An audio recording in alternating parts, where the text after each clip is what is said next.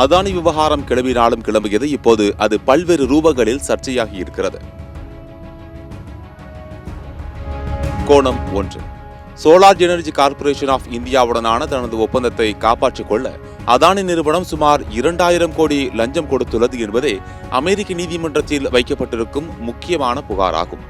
இதை பற்றி இந்தியா தான் விசாரிக்க வேண்டுமே தவிர அமெரிக்காவுக்கு இதில் வேலையே இல்லை என்பதுதான் இந்திய தொழில் வட்டாரங்களின் கருத்தாகும்.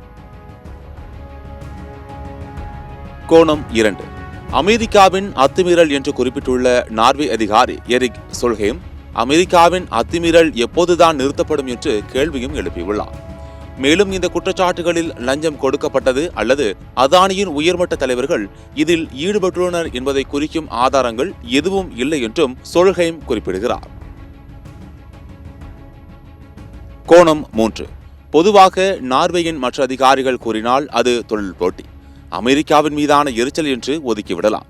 ஆனால் எரிக் சொல்ஹேம் எல்லா நாடுகளிலுமே அத்துமீறல் நடக்கும்போது அதில் தலையிட்டு சமரச முயற்சிகளை செய்பவர் என்பதால் அவரது கருத்துக்கு உலக அளவில் மிகப்பெரிய மரியாதை இருக்கிறது.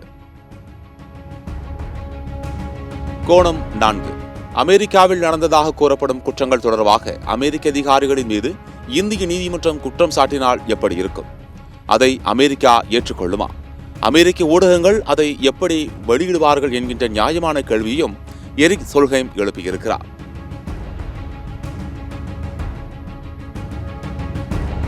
கோணம் 5. இலங்கை அரசின் அத்துமீறல் நடைபெற்ற போது தமிழர்களுக்காக வாதிட்டவர் எரிக் சொல்ஹேம். ஆனால் இந்தியா உள்ளிட்ட நாடுகளின் அழுத்தத்தால் அவரது பேச்சு எடுபடாமல் போய்விட்டது. இப்போது அதே எரிக் சொல்ஹேம் தான் இந்தியாவுக்காக அமெரிக்காவின் அத்துமீறலை கண்டித்திருக்கிறார் என்பது குறிப்பிடத்தக்கது.